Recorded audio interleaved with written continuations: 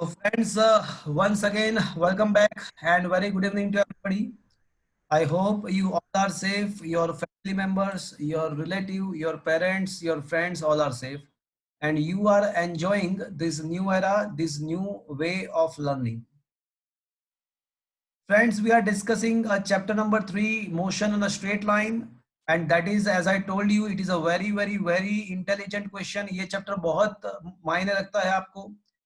क्यों मायने रखता है ये चैप्टर? तो पहली बात ये है कि ये जो थर्ड चैप्टर है वो मोशन का बेसिक चैप्टर है और फिजिक्स में जो आपका 11th स्टैंडर्ड का जो अप्रोच है उसमें मेनली मोशन की ही बात की हुई है, चाहे वो ओसिलेटरी मोशन हो, चाहे वो सिंपल हार्मोनिक मोशन हो, चाहे वो रोटेशनल मोशन हो, चाहे वो मोशन विद कांस्टेंट एक्सेलरेशन हो, चाहे वो प्रोजेक्टाइल मोशन हो, चाहे वो यूनिफॉर्म सर्कुलर मोशन हो. मतलब 11th स्टैंडर्ड के अंदर बहुत सारे डिफरेंट टाइप ऑफ मोशंस, मतलब पूरा जो अप्रोच है आपका 11th स्टैंडर्ड का वो मेनली मोशन के साथ लिंक्ड है. So with respect to that ये थर्ड चैप्टर बहुत ही इंपॉर्टेंट है, नंबर 1. नंबर 2, दूसरा ये है कि इस चैप्टर में हम डिफरेंशिएशन एंड इंटीग्रेशन के कंसेप्ट सीखने वाले हैं. तो ये इंटीग्रेशन एंड डिफरेंस, जैसे मैंने डिफरेंशिएशन तो मैंने आपको करवा दिया, डिफरेंशिएशन तो ऑलरेडी मैंने आपको करवा दिया, इंटीग्रेशन भी हम सीखेंगे. तो ये इंटीग्रेशन एंड डिफरेंशिएशन फिजिक्स के अंदर बहुत बार फ्यूचर में भी उसका यूज होने वाला है. Number that is number 2. Number 3, ये चैप्टर आपके लॉजिकल अप्रोच, जैसे आप 10th स्टैंडर्ड तक पढ़ रहे थे तो आपको अभी आपको समझ में आ गया होगा कि फिजिक्स में लॉजिकली सोचना बहुत इंपॉर्टेंट होता है. जैसे ये क्वेश्चन मैंने अभी आपको सॉल्व करके दिया, तो आपको पता चला कि कैसे सिस्टमेटिकली आपको step by step logical approach से ये क्वेश्चंस फिजिक्स के सॉल्व होते हैं. तो ये चैप्टर मतलब it is actually a link between the 11th 10th standard your lower level and 11th standard 12th standard 11th 12th standard high level. तो ये दोनों के बीच का ये मतलब बीच का ये चैप्टर है कि जिसके द्वारा आप इसके अगर इच्छा से पढ़ते हो तो you will be able to think with the 11th 12th science logical level. तो ये चैप्टर बहुत ही मायने रखते हैं आपके लिए. 10th का जो लेवल है थिंकिंग प्रोसेस है, उससे उसके ऊपर जाके हमको 11th 12th में काम करना है, तो वो कितना सोचना है, कैसे सोचना है, वो सारा लॉजिकल अप्रोच का जो डेवलपमेंट जो होता है वो ये चैप्टर के अंदर होता है. तो that is why this is a very good chapter.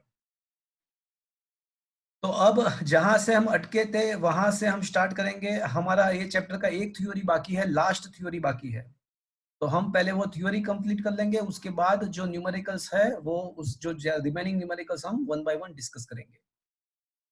तो let me share the notes for the chapter number 3. तो चैप्टर नंबर 3 का मैं अभी नोट्स शेयर कर रहा हूँ friends. Am I audible to? Sir मेरी आवाज आ रही है friends? Yes sir. Okay. Yes sir. हाँ, सर बोलो. चिपक चिपक क्या आ रही है?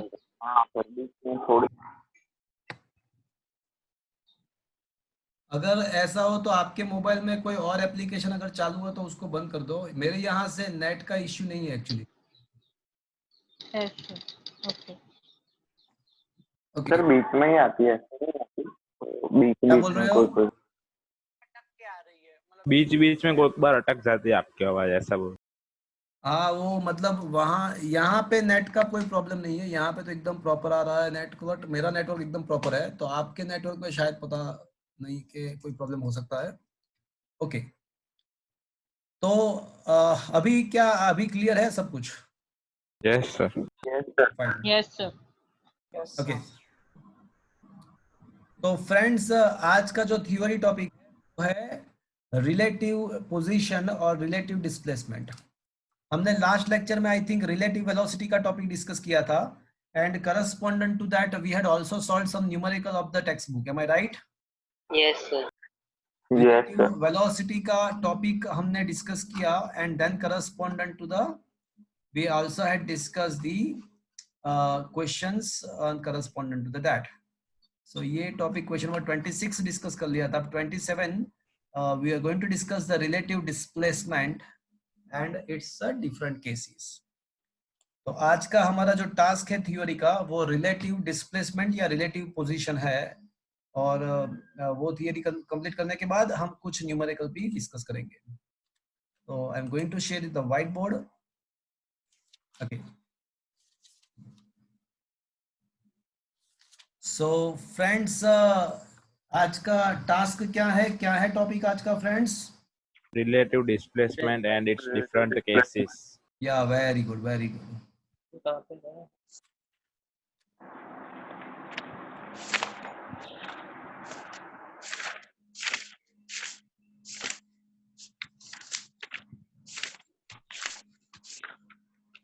Please friends, mute yourself.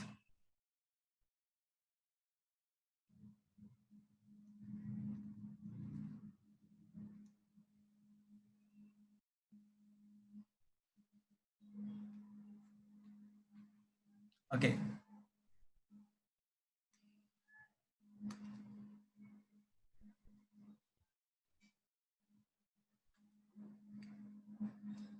Friends,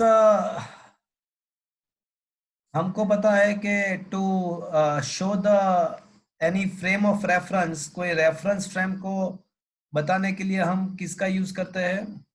3 coordinate. हाँ, रेफरेंस फ्रेम को बताने के लिए हम कोऑर्डिनेट का यूज करते हैं, right? Yes, sir. Yes, sir.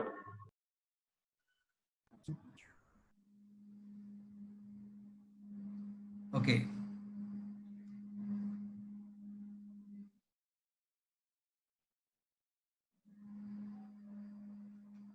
Assume करो कि दो ऑब्जेक्ट है, उसका हम object A and object B ऐसा बोलते हैं. अज्यूम कर लेते हैं कि वी हैव 2 ऑब्जेक्ट्स. यहाँ पे कोई ऑब्जेक्ट ए है एंड यहाँ पे कोई ऑब्जेक्ट बी है. So we are having two object A and object B. और अभी जो हम फ्रेम ऑफ रेफरेंस की बात करते हैं वो 0 टाइम पे है, मतलब 0th इंस्टेंस पे हम अज्यूम कर रहे हैं. तो eight t equals to 0 instance, the position of ये जो है ना, position of A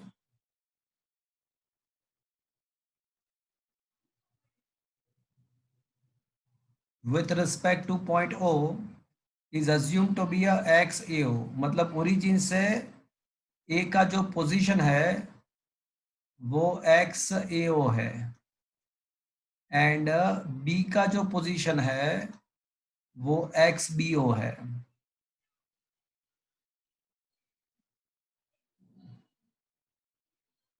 And for B it is XBO. Okay.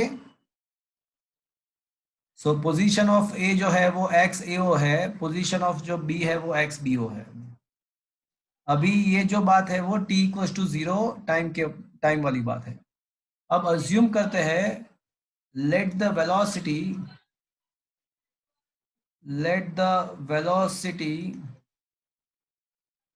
of A is a VA and velocity of B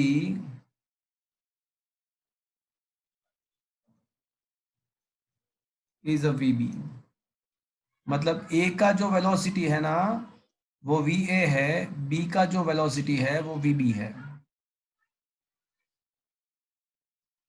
A का वेलोसिटी VA है, B का जो velocity है वो VB है. तो मुझे ये बताओ कि t टाइम के बाद, after t interval time, how much the distance traveled by the A and how much the distance traveled by the B?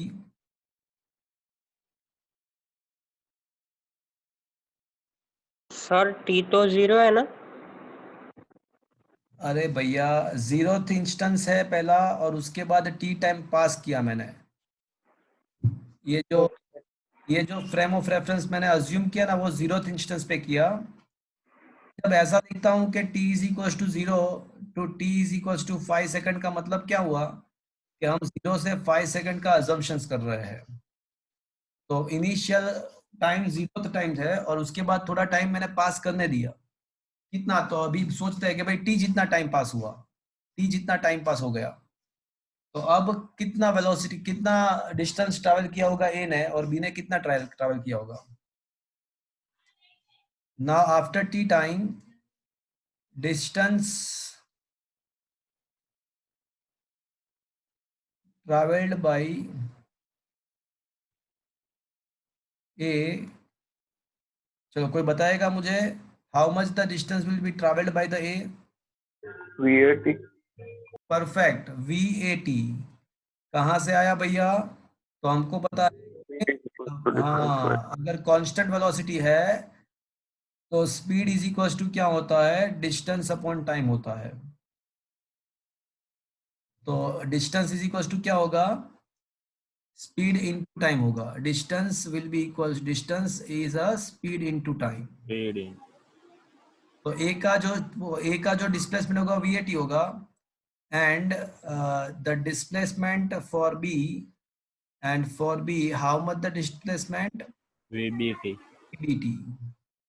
तो अब मुझे बताओ कि अब ये बताओ कि अब आफ्टर टी इंटरो टाइम हम सोचते हैं ये फ्रेम ऑफ रेफरेंस का, आफ्टर टी टाइम अगर हम फ्रेम ऑफ रेफरेंस को सोचते हैं, टी टाइम के बाद ये इसी फ्रेम को हम सोचते हैं, तो ऑब्जेक्ट ए अब यहाँ पे पहुंचा होगा कुछ डिस्टेंस ट्रैवल करने के बाद, और ऑब्जेक्ट भी यहाँ पे पहुंचा होगा। तो ये जो है ना वो आफ्टर टी इंटरवल टाइम, मतलब टी टाइम के बाद है। और अज्यूम करते हैं कि ऑब्जेक्ट ए का जो पोजीशन है ना विद रिस्पेक्ट टू ओरिजिन वो एक्स ए है, एंड अब ऑब्जेक्ट बी का जो पोजीशन है वो अज्यूम कर लो कि एक्स बी है। नाउ लेट्स अज्यूम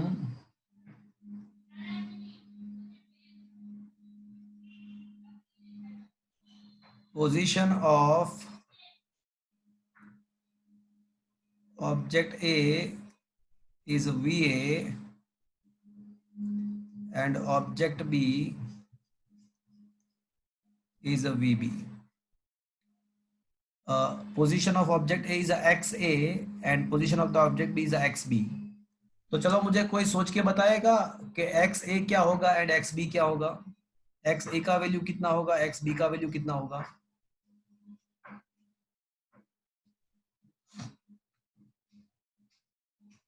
कोई बताएगा मुझे सोच के?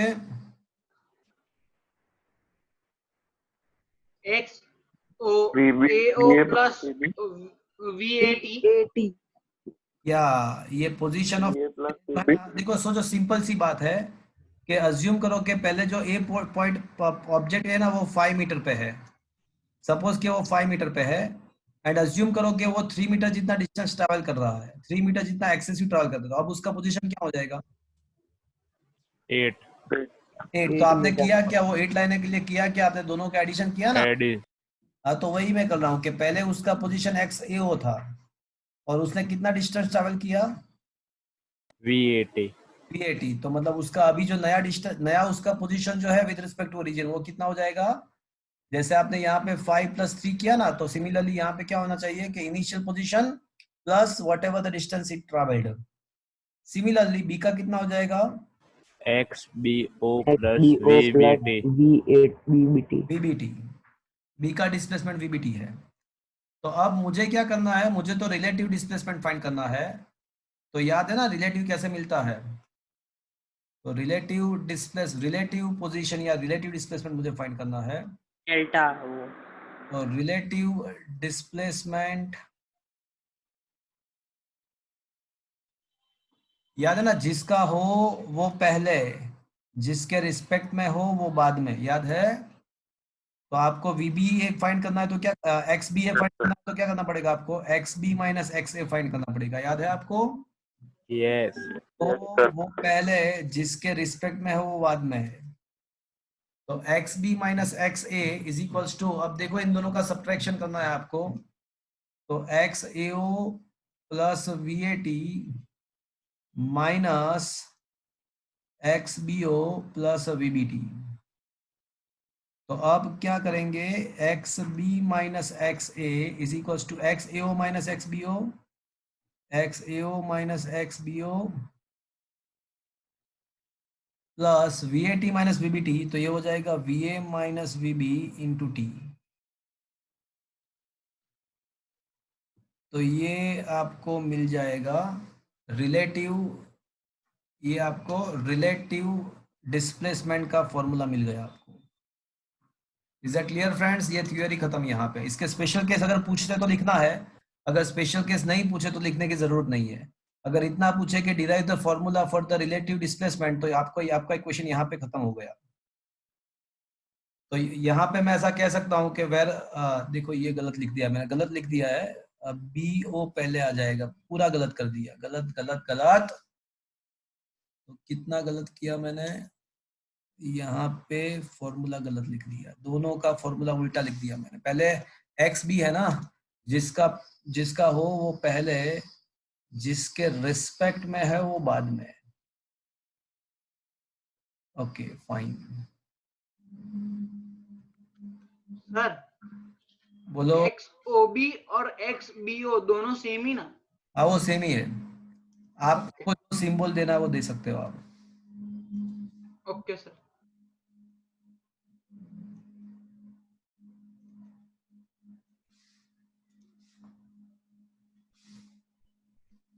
तो ये पूरा उल्टा करना पड़ेगा, गलत लिख दिया था ना इसलिए।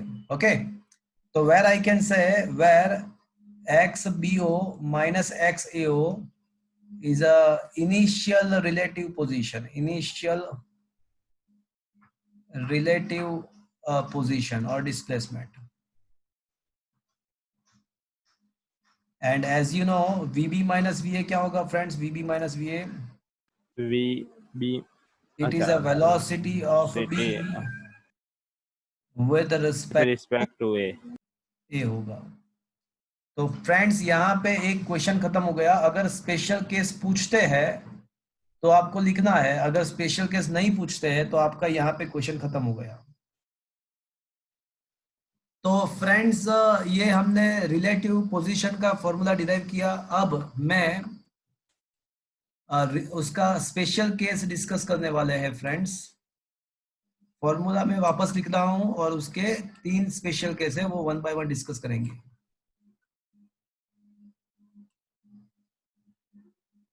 ओके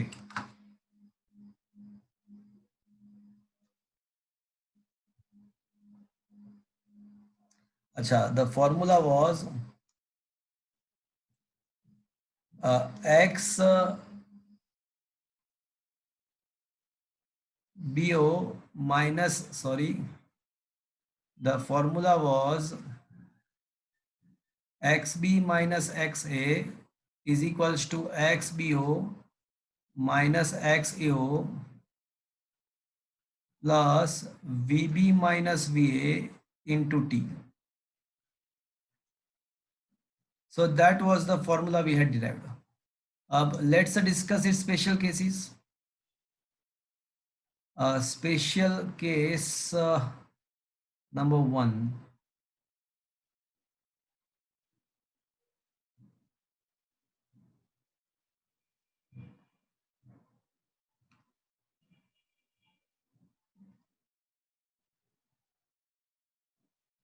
ओके, अज्यूम कर लो कि दोनों के वेलोसिटी सेम है।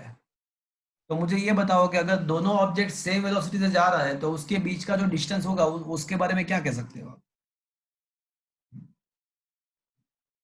अगर दोनों ऑब्जेक्ट सेम वेलोसिटी से जाते हैं तो उन दोनों के बीच का जो डिस्प्लेसमेंट है, डिस्टेंस है, उसके बारे में क्या कह सकते हैं? सेम ही रहेगा, सेम रहेगा, सेम रहेगा, मतलब जो इनिशियल है वही फाइनल रहेगा। आगे ना? Yes, sir. Yes sir. तो मतलब लॉजिक हमारा ऐसा बता रहा है कि अगर दोनों सेम वेलोसिटी से जा रहा है तो उसके बीच का जो डिस्टेंस है वो मेंटेन रहेगा, जो इनिशियल है वही रहेगा। तो इक्वेशन में भी आप प्लेस कर दो वैल्यू, तो वही बता रहा है। देखो इक्वेशन में अगर VA is equal to VB place करते हो ऊपर के साइड, तो final relative position is equals to initial relative position. देखो तो इक्वेशन भी वही बता रहा है, because VA equals to VB, तो ये टर्म कैंसिल हो जाएगा। तो लॉजिक के साथ वो कंपेटिबल है, लॉजिकल अप्रोच के साथ वो कंपेटिबल है कि दिख रहा है कि अब कोई भी पोजीशन पे रिलेटिव जो डिस्प्लेसमेंट है वो मेंटेन रहेगा, जो पहले था वही का वही रहेगा। तो क्या ये बात समझ में आया आपको? अब ग्राफिकली देखो, तीन हिसाब से सोचेंगे। पहले लॉजिकली सोचा, फिर ये मैथमेटिकली सोचा, अब ग्राफिकली सोचते हैं। अब ग्राफ के द्वारा इसको हम ग्राफ के द्वारा भी प्रूव करेंगे। पोजीशन वर्सेस टाइम का ग्राफ, पोजीशन वर्सेस टाइम का ग्राफ।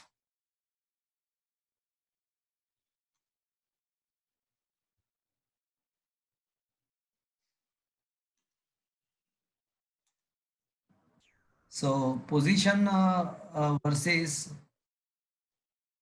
Time graph. चलो इनिशियली जो ए का जो पोजीशन है ना वो एक्स ए ओ है, एंड बी का जो इनिशियल पोजीशन है वो एक्स बी ओ है।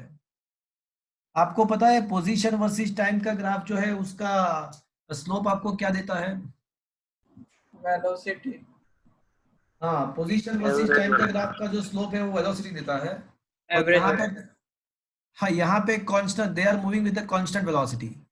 As they are moving with the constant velocity, उसका वेलोसिटी कांस्टेंट है, सो दैट आप एवरेज वेलोसिटी बोलो या इंस्टेंटेनियस वेलोसिटी बोलो वो सेम ही होगा। तो मुझे क्या करना पड़ेगा, मुझे दोनों का पोजीशन वर्सेस टाइम का ग्राफ ड्रॉ करना पड़ेगा, बट मुझे दोनों के स्लोप सेम रखना पड़ेगा।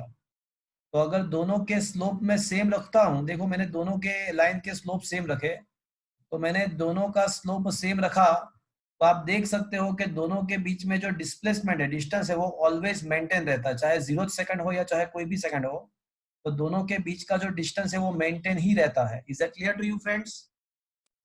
Yes, sir. Yes, sir. तो ये ग्राफिकली हमने तीन हिसाब से सोचा। पहले हमने लॉजिकली सोचा, उसके बाद हमने मैथमेटिकली सोचा, और उसके बाद हमने लॉजिकली सोचा, सॉरी ग्राफिकली सोचा। अब case number 2, special case number 2।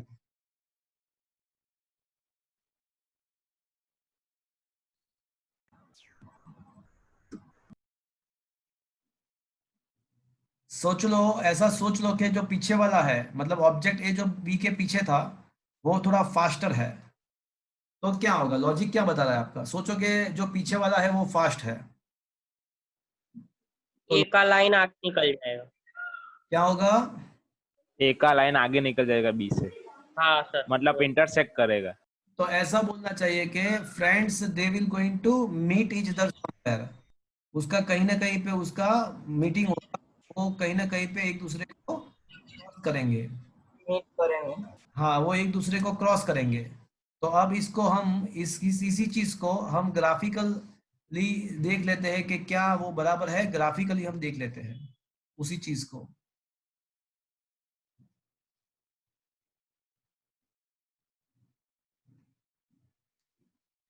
तो वापस से 0th इंस्टेंस जब था, तो 0th इंस्टेंस पे ए का position x A O, B का पोजीशन एक्स बी ओ था। बट मुझे ये बताओ कि किसका वेलोसिटी ज्यादा है अभी? ए का। एक तो का ज्यादा। जिसका वेलोसिटी ज्यादा है उसका मुझे स्लोप उसका ज्यादा रखना पड़ेगा। तो जिसका वेलोसिटी ज्यादा है उसका स्लोप में ज्यादा रखूंगा, तो इसका स्लोप ज्यादा है। और दूसरे का वेलोसिटी बी का कम है, तो उसका स्लोप भी कम रहना चाहिए। तो उसका स्लोप इससे कम रखेंगे ना, तो क्या होगा कि कहीं ना कहीं पे वो दोनों एक दूसरे को क्रॉस करेंगे। तो ये जो है, Yes. हाँ, दिस इज द इंस्टेंस, ये जो टाइम है, this is the time when they cross each other, they cross each other, and this is the distance eight which they will cross. ये डिस्टेंस पे और ये टाइम पे वो एक दूसरे को क्रॉस करेंगे। Is that clear friends? Yes sir. Yes. Yes, sir. Okay, तो ये ग्राफिकली ये हुआ। एंड केस नंबर 3, सोच लो कि पीछे वाला का स्पीड कम है, पीछे वाला थोड़ा स्लो है, तो क्या होना चाहिए? सोचो। तो मतलब इंटरसेक्ट नहीं करेंगे, अलग अलग हो जाएंगे। और इंटरसेक्ट नहीं करेंगे, और दूसरी बात, दोनों के बीच का जो डिस्टेंस है उसके बारे में क्या कह सकते हो? बहुत ज्यादा हो जाएगा। बढ़ता ग्रेजुअली जाएगा। बढ़ता जाएगा। दोनों के बीच का जो डिस्टेंस है ना वो बढ़ता जाएगा। दोनों के बीच का जो डिस्टेंस है वो बढ़ता जाएगा।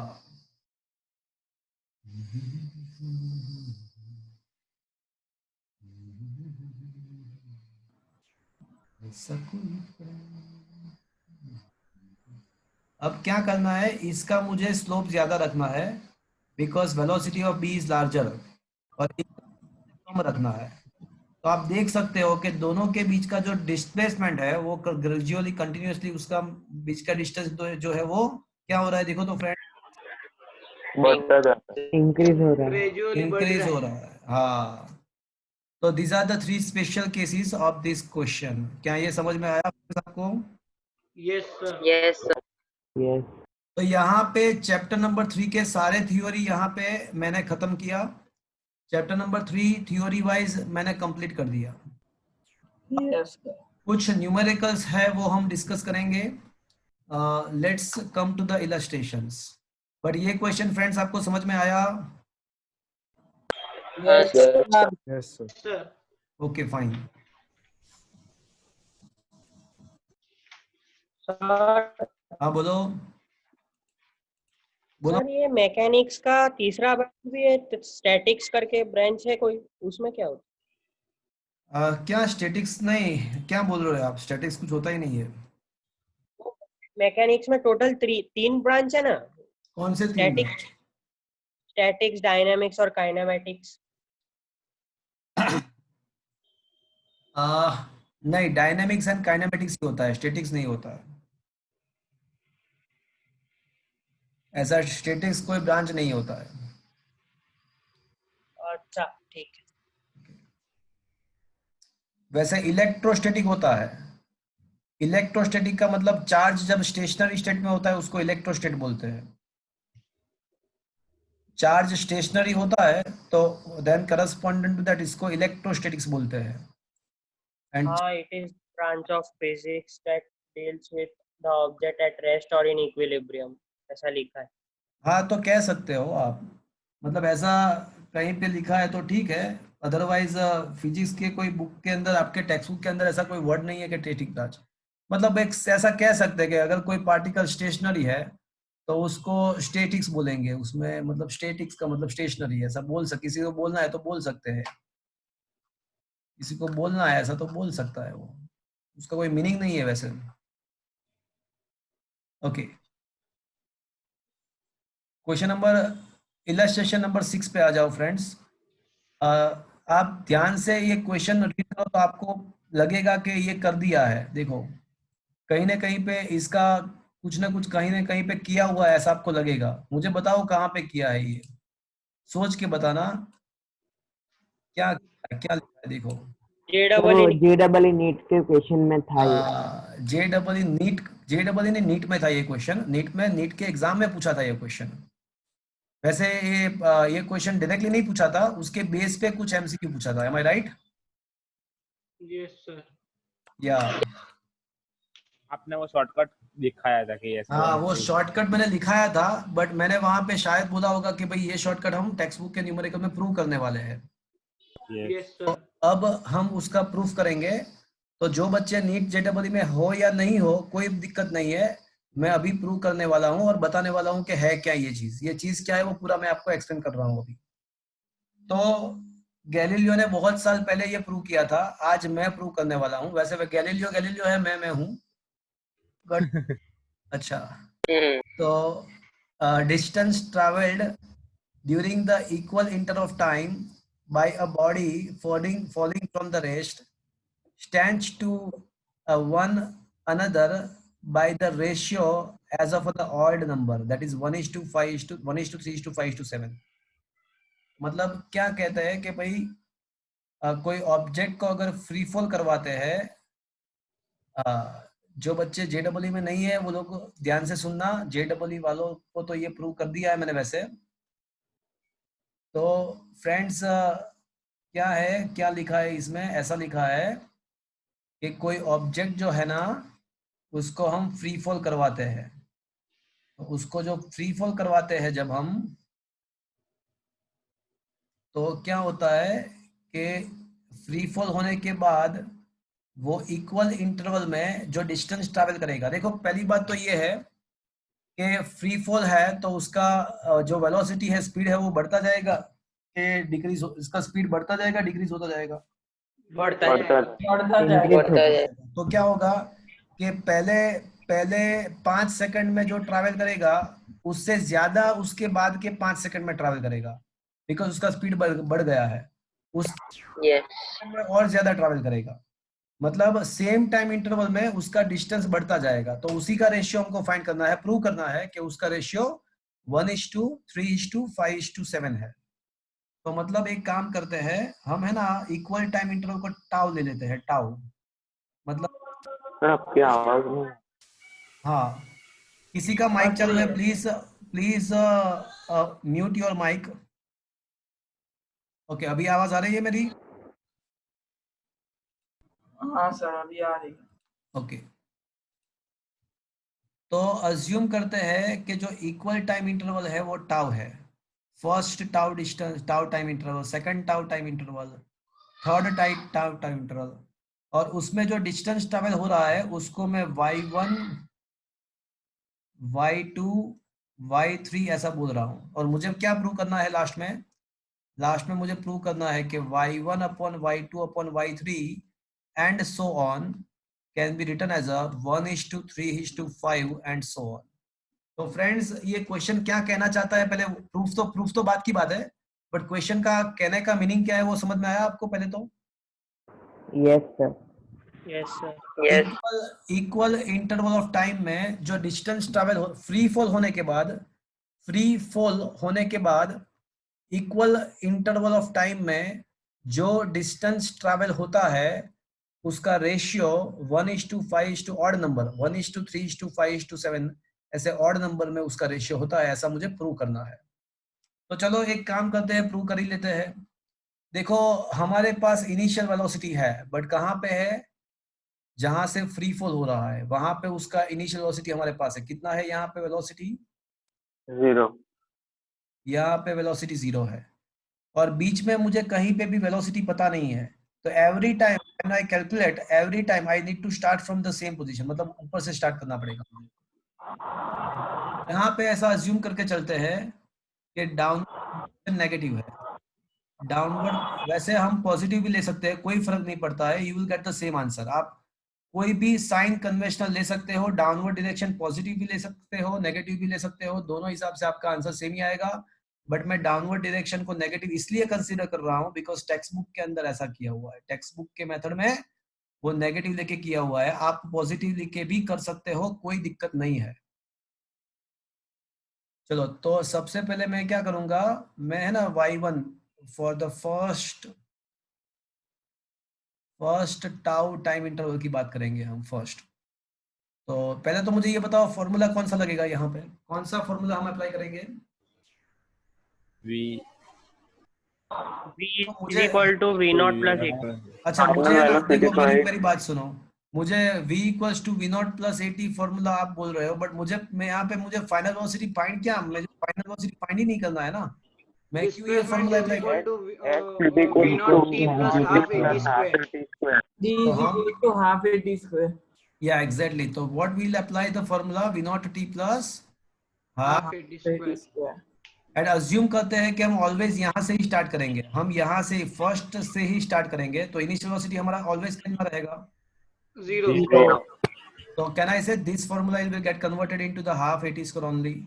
Yes, sir. Yes, sir. Yes, sir. Yes, sir. But we will always start our discussion from this point, okay? Yes. Yes sir। Okay. Yes, sir. अब मुझे ये बताओ कि हमारा जो एक्सेलरेशन है that should be taken negative. Why? Because मैंने downward direction को नेगेटिव अज्यूम किया हुआ है, और हमारा जो एक्सेलरेशन होता है ना, ग्रेविटेशनल एक्सेलरेशन, वो डाउनवर्ड डायरेक्शन में ही होता है, और उसको नेगेटिव अज्यूम किया हुआ है, तो that's why it should be taken -g। तो ये हो जाएगा -12 GT²। आप प्लस भी कर सकते हो, कोई दिक्कत नहीं है, कोई आंसर में कोई चेंज नहीं आएगा, कोई दिक्कत नहीं है। चलो, तो फर्स्ट वन y1 जो है ना वो कैसे मिलेगा, तो t के बदले टाउ रख दो, तो -12 g_τ²। तो ये मुझे मिल गया y1। चलो, मुझे ये सोच के बताओ कि y2 फाइंड करने के लिए क्या करना पड़ेगा? 0 y2 माइनस y2 मतलब फाइंड करने के लिए क्या करना पड़ेगा, कोई बताएगा मुझे? 0 to y2 फाइंड करेंगे, फिर बाद उसमें में से वो ये Same फर्स्ट possible इक्वेशन आएगी। माइनस कर दो।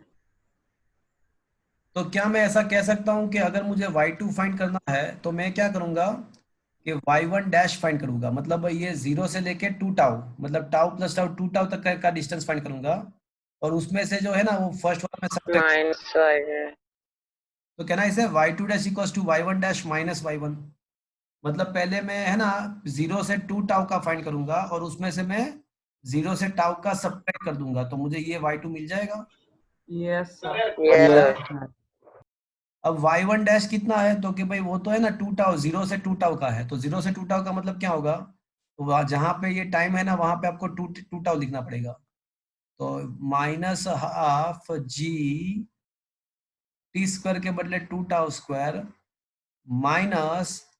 Minus half g tau square, मैंने y1 को सब्ट्रैक्ट किया, तो ये कितना आ जाएगा भैया, तो ये हो जाएगा माइनस हाफ जी 2 टाउ स्क्वायर का मतलब 4 हो जाएगा, तो ये हो जाएगा -4 into half g tau square minus minus plus half g tau square, तो अब सोचो -4 + 1 मतलब कितना होगा,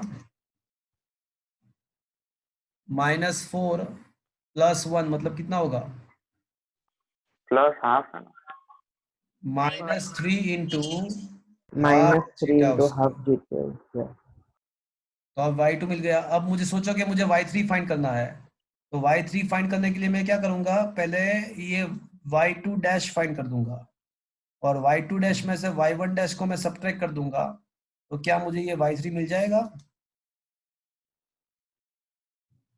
यस सर, Yes, तो sir. ये y3 फाइंड करने के लिए मैं क्या करूंगा, y2 डैश फाइंड करूंगा, where y2 dash is the distance from 0 to 3 tau, from 0 to 3 tau, और उसमें से मैं क्या करूंगा, y1 डैश को मैं सब्ट्रैक्ट करूंगा, चलो y2 डैश कितना होगा, तो ये हो जाएगा half minus G 3 tau the whole square minus half minus G 2 tau the whole square, is that clear.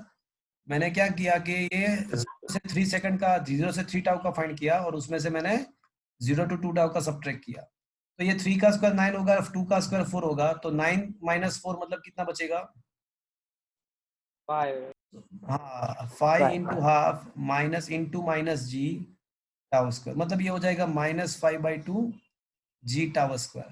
तो अब देखो इक्वेशन नंबर 1, 2 एंड 3 को देख लो, इक्वेशन नंबर 1, 2 एंड 3 को देख लो, तो उसका रेशियो फाइंड करो, तो ये half G T square minus half G T square minus half G T square minus cancel हो जाएगा, तो क्या बचेगा देखो, तो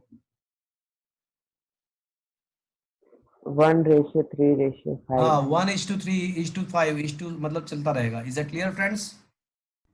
Yes, sir. sir. Yes, sir. तो ये मैंने थोड़ा मैथमेटिक्स किया हुआ है, वहां पे है ना, वहां पे टेबल बना के सॉल्व किया, टेक्स्ट बुक के अंदर टेबल बना के सॉल्व किया हुआ है, मैं बताऊँ आपको कैसे टेबल ड्रॉ किया हुआ है। तो देखो यहाँ पे लिखा हुआ है टेबल, देखो आप, तो ये है ना, पहले क्या किया कि पहले 0 इंस्टेंस पे तो सब कुछ 0 रहेगा, अब क्या है कि पहले जो टाउ इंस्टेंस में जो डिस्टेंस ट्रेवल हो रहा है उसको half g tau minus half g tau उसको y0 बोल दिया, उसको है ना y0 बोल दिया, किसको y0 बोला, -1 of GT हाँ, square. Minus half g tau square को for the sake of the simplicity y0 बोल दिया, तो अब ये जो डिस्टेंस है वो टाउ का हाफ मतलब y0 है। अब क्या किया, 2 टाउ का फाइंड किया, 0 से 2 टाउ का, अब ये 0 से 2 टाउ का जो मिला ना वो 4y0 मिला, तो सोचो कि अगर 0 से 2 टाउ का मतलब 0 से 2 टाउ का 0 से 2 टाउ का अगर मुझे 4y0 मिला, और 0 से टाउ का जो है ना वो y0 है, तो ये टाउ टू 2 टाउ मतलब ये दूसरा जो टाउ इंटरवल है उसके अंदर कितना मिलेगा मुझे, 5-0. 3. ये पूरा है ना वो 4y0 मिला, 4y0, और ये y0 है, तो ये बीच का मतलब कितना बचेगा, 3.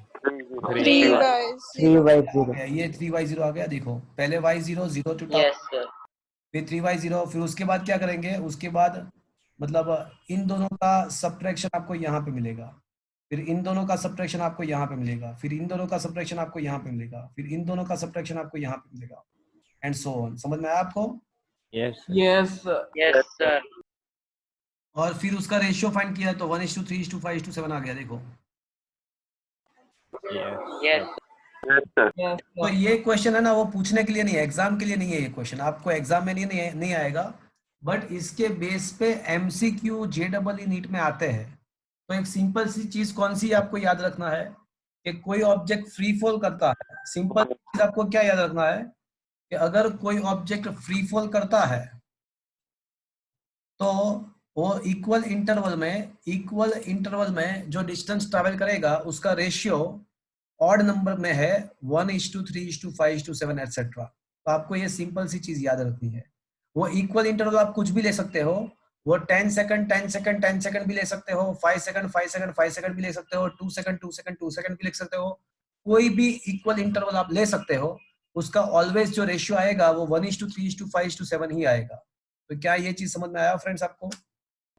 Yes, sir. Yes, sir. इसके बेस पे न्यूमेरिकल्स कराओ ना, एक आध दो तो परफेक्ट आ जाए। ओके डन, चलो करते हैं, चलो कर लेते हैं, आपने बोला तो कर लेते हैं।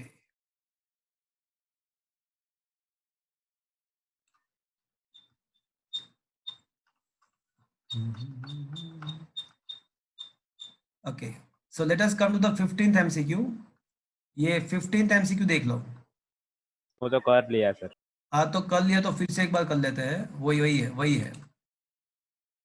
तो अब जो किया था ना, जब मैंने लास्ट टाइम करवाया था ना, तो वो थोड़ा लॉन्ग मेथड करवाया था। अब ये शॉर्टकट ट्रिक से हो जाएगा, देखो ना, वो अलग है, ये नहीं है, अलग है। इक्वल टाइम इंटरवल नहीं है यहाँ पे, Yes. इक्वल टाइम इंटरवल नहीं है। अच्छा तो मुझे और कुछ बिकॉज यहाँ पे टाइम सेम नहीं है, यहाँ पे वेलोसिटी v से 2 ही हो रहा है, मतलब वेलोसिटी ये अलग ही है। कोई बात नहीं, आपको देखना है ना, तो मैं अभी दिखा रहा हूँ आपको, देखो जस्ट अ मिनट, तो जस्ट अ मोमेंट। सर हाँ बोलो।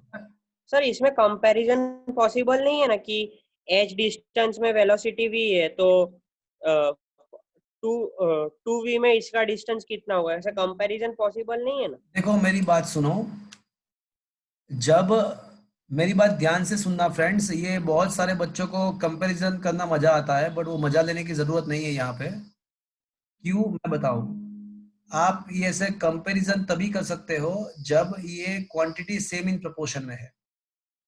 अगर कोई क्वांटिटी दूसरे क्वांटिटी के सेम प्रोपोर्शन में है तो आप कंपैरिजन कर सकते हो, जैसे कांस्टेंट वेलोसिटी है, तो कांस्टेंट वेलोसिटी का फॉर्मूला क्या है, d = vt है, और v यहाँ पे कांस्टेंट है, तो मतलब d प्रोपोर्शनल टू t हो जाएगा। एज ए कांस्टेंट वेलोसिटी है तो v कांस्टेंट है, तो d प्रोपोर्शनल टू t हो जाएगा। तो इसमें हम कंपैरिजन कर सकते हैं कि भाई फर्स्ट 2 सेकंड में अगर 5 मीटर डिस्टेंस ट्रैवल हो रहा है तो 5 सेकंड में कितना होगा, वो हम कर सकते हैं, बिकॉज ये रिलेशन वैलिड है। बट अगर एक्सेलरेशन की बात करते हो, एक्सेलरेटेड मोशन की बात करते हो, तो उसमें तो VOT प्लस हाफ AT² होता है, तो यहाँ पे d प्रोपोर्शनल टू t नहीं है, neither it is a d proportional to v as well. तो ऐसा कुछ भी नहीं है, बिकॉज वेलोसिटी में क्या होता है, v² - v0² = 2AD, तो d प्रोपोर्शनल टू v नहीं है। तो मतलब आप यहाँ पे ऐसा कंपैरिजन नहीं कर सकते। In simple language I should say कि आप जब कोई y proportional to x relation है ना, तो ही आप वो कंपेयर करने का जो मेथड है ना, वो तो ही वैलिड होगा, अदरवाइज वैलिड नहीं होगा। Is that clear to you? Yes. Sir, stopping distance में सर Yes. comparison. नहीं होगा ना, बिकॉज स्टॉपिंग डिस्टेंस में तो क्या है कि v0²/2 है, तो d प्रोपोर्शनल टू v² नहीं है, d प्रोपोर्शनल टू v नहीं है, v0² है, देखो। So it is not the y proportional to x, it is a y proportional to x², देखो। Yes. तो आप ऐसा नहीं कर सकते कि भाई अगर मैंने स्पीड डबल किया तो स्टॉपिंग डिस्टेंस भी डबल हो जाएगा, ऐसा नहीं कह सकते। अगर आप स्पीड डबल करते हो तो स्टॉपिंग डिस्टेंस डबल नहीं होता है, 4 टाइम्स हो जाता है, याद करो। Yes sir. हाँ तो कंपैरिजन नहीं हुआ ना। Yes. यस। मतलब मेरी सीधी सी बात है कि अगर ये y proportional to x relation अगर लग रहा है तो ही आप कंपेयर कर सकते हो, otherwise not. Is that clear? Yes sir. But Yes. मुझे आपको ये बताना है कि ऐसा एक क्वेश्चन मुझे आपको बताना है जिसमें इसका ये फंडामेंटल का यूज हो। तो लेट्स जस्ट अ मिनट, मैं आपको बता दूं, ऐसे बहुत सारे क्वेश्चन मिल सकते हैं आपको।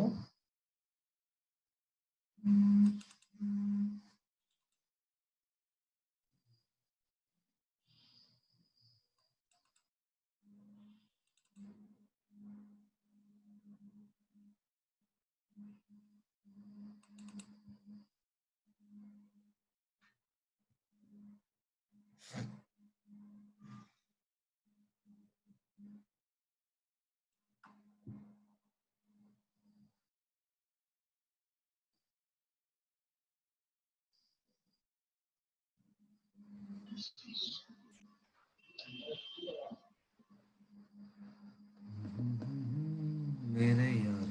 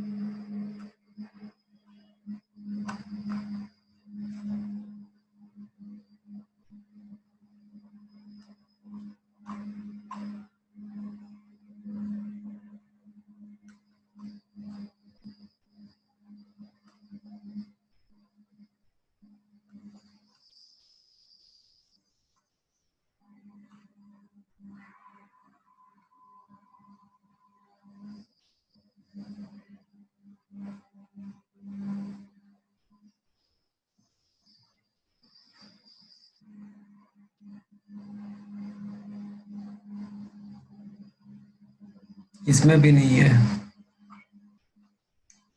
इसमें भी नहीं है।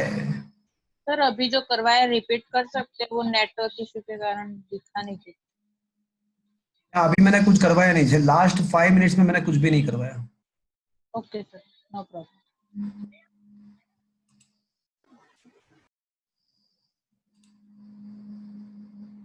Just a minute, just a minute.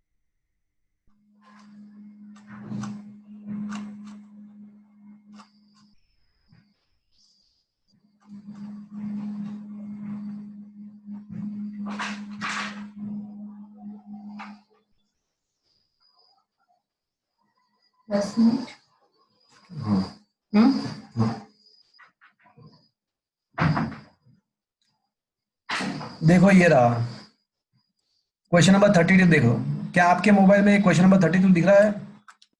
Yes sir. क्या दिखा है देखो। Yes sir. A body starts to fall freely under gravity. The distance covered by in first, second, and third second are in ratio. First, second and third second in the ratio, तो क्या आएगा friends? Option A. 1. Option A. तो 1:3:5 आएगा। Is that clear? Yes sir. Yes. मतलब ये 1 second का time interval दिया है। आप 1 के बदले 2 सेकंड भी ले सकते हो, 3 सेकंड भी ले सकते हो, 4 सेकंड भी ले सकते हो, कुछ भी ले सकते हो। Is that clear? Yes sir. Okay, तो when I give you the assignment, you will have a number of this kind of questions. बहुत सारे क्वेश्चन आपको मिल जाएंगे। ओके, सो ये इलस्ट्रेशन नंबर 6 खत्म हुआ। अब कुछ एक्सरसाइज के बारे में सोचते हैं। एक्सरसाइज का एक 7th क्वेश्चन मैं करवा रहा हूं, that is a very very very important question, most important question. Exercise का 7th question, very most important.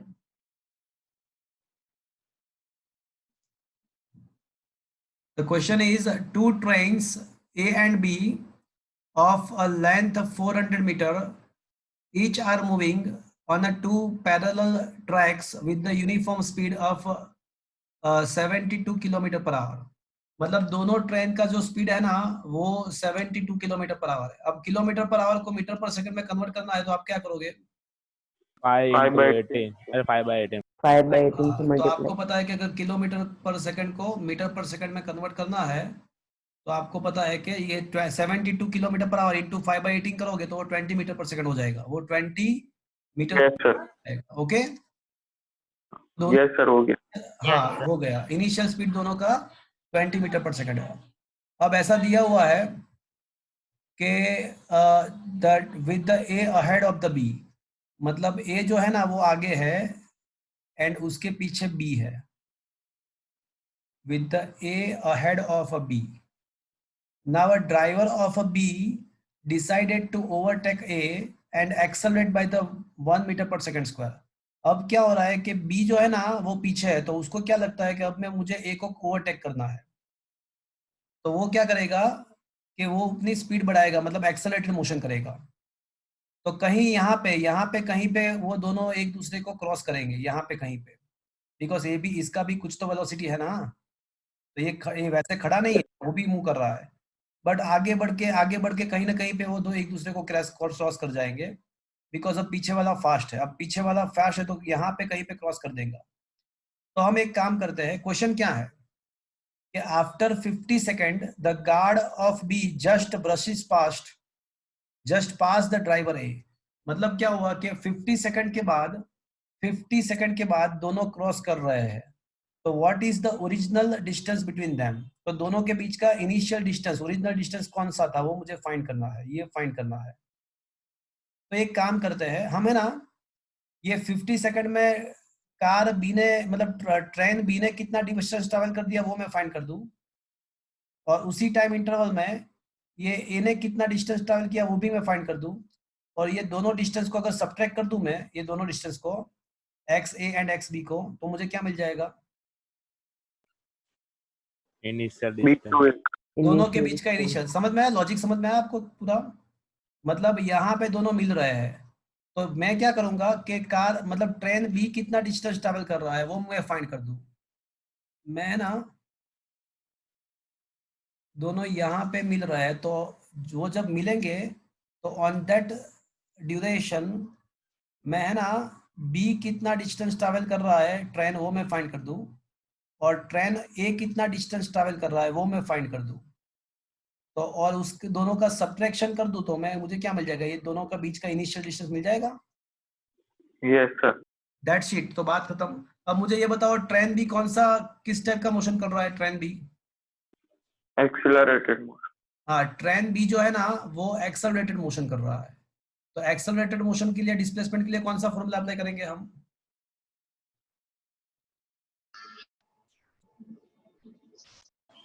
Accelerated motion के लिए कौन सा फॉर्मूला अप्लाई करेंगे भैया? D is equal to V naught T plus half AT square। हाँ हमको time दिया हुआ है तो we will apply the formula D is equals to VOT plus, half it is तो ट्रेन बी का जो है ना वो डिस्प्लेसमेंट हम इसके लिए ये फॉर्मूला अप्लाई करेंगे कि distance travelled by the train B is equals to V naught T plus half A T square. चलो इसका इनिशियल वेलोसिटी आपको पता है कि 20 है, वैसे 72 है बट 72 इंटू 5 बाई 18 करोगे तो 20 हो जाएगा। कितने टाइम में वो ट्रैवल कर रहा है, कितने टाइम तक वो ओवरटेक करता है, तो 50 सेकंड। ट्रेन बी का एक्सेलरेशन कितना है तो कि भाई 1 है, और टाइम इंटरवल जो है वो 50 है। तो ये अगर आप करोगे तो कितना मिलेगा आपको? 1000 प्लस 2500 डिवाइड बाई 2 मतलब 1250, तो ये आपको 2250 मिल जाएगा। अब ट्रेन जो है वो कैसा, ट्रेन जो ए है वो कैसा मोशन कर रहा है? तो ट्रेन ए है ना वो तो कांस्टेंट वेलोसिटी वाला ही मोशन कर रहा है, उसने एक्सेलरेटेड मोशन नहीं किया है, तो कांस्टेंट वेलोसिटी है तो फॉर्मूला क्या लगेगा? ये कांस्टेंट एक्सेलरेशन वाला फॉर्मूला है और ये कांस्टेंट वेलोसिटी वाला मोशन है। तो कांस्टेंट वेलोसिटी में फॉर्मूला लगेगा d equals to vt।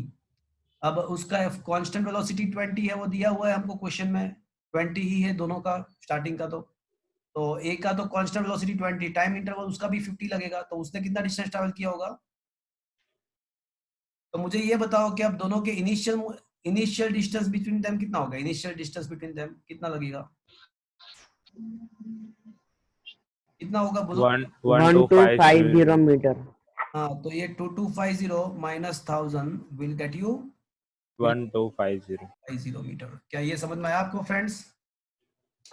Yes sir. Yes sir. तो क्या फ्रेंड्स ये समझ में आया आपको? Yes sir. Yes sir. तो देखो यहाँ पे वही किया है, पहले है ना ट्रेन बी का डिस्टेंस फाइंड किया, तो वो आपको 2250 मिल गया। उसके बाद ट्रेन ए का डिस्टेंस फाइंड किया है, वो आपको मिल जाएगा 1000 मिल जाएगा। और उसके बाद करोगे तो आपको दोनों के बीच का डिस्टेंस मिल जाएगा। और ये फिगर बना देना आप, आपके नोट्स के अंदर ही थोड़ा यहाँ पे स्पेस, ब्लैंक स्पेस दिया हुआ है, तो स्पेस पे ये फिगर ड्रॉ कर लेना, तो आपको पता चल जाएगा कि हमें कैसे ये क्वेश्चन सॉल्व करना है। Is it clear friends? Yes sir. Yes, sir. तो फ्रेंड्स अभी आज का सेशन मैं यहाँ पे खत्म कर रहा हूँ। सैटरडे का लेक्चर का टाइमिंग जो है उसमें स्कूल है या चलेगा वो टाइमिंग? चलेगा सर। ये है सर। 2-3 बच्चों को स्कूल है, तो स्कूल जाने वाले हो क्या सैटरडे को? तो इंग्लिश का लेक्चर है, उसके ट्यूशंस नहीं है तो अटेंड करना है। मतलब आपको कन्वीनियंट सैटरडे उसी टाइम पे रखते हैं तो कोई प्रॉब्लम नहीं है ना? Last call. सर प्रॉब्लम है। हाँ बोलो। सर 12 to 12:50 लेक्चर है स्कूल में। ये सैटरडे हॉलीडे नहीं है क्या आपका? No sir. Let me just check.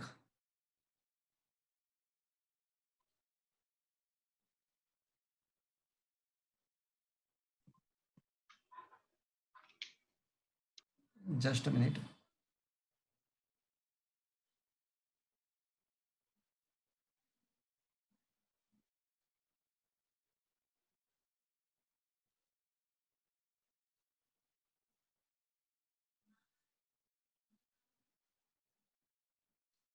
अच्छा, रक्षाबंधन कब है?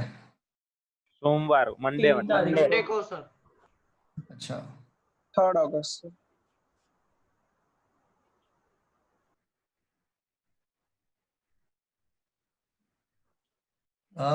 ओके। तो सैटरडे का आपको टाइम कन्वीनियंट नहीं है, राइट? और हमारा टाइम क्या होता है सैटरडे को? 12 o'clock 12 to 1:30। 1:30। अच्छा, 12 to 1:30 होता है। और स्कूल कब खत्म होता है? 12:50। अच्छा, तो can I arrange the like 12:30 to 2 o'clock? Sir 1:30 को चिराग सर का है। अच्छा, ऐसा है। और चिराग सर का कब खत्म होता है? 3:30। 12:50 तक चलता है। अच्छा, तो can I arrange the 4 to 5:30? नहीं सर, मैथ्स का लेक्चर। सर 5 o'clock को लेक्चर है। 5 o'clock का लेक्चर है। ओके, मॉर्निंग में रख सकते हैं? मॉर्निंग में वो स्कूल है ना सर उसकी। 7 to 8:30। यस हाँ सर, सर। चलेगा। हाँ चलेगा sir. Perfect। No 8 sir. o'clock से लेक्चर है। No sir. Okay, no sir. तो सैटरडे को क्या करेंगे?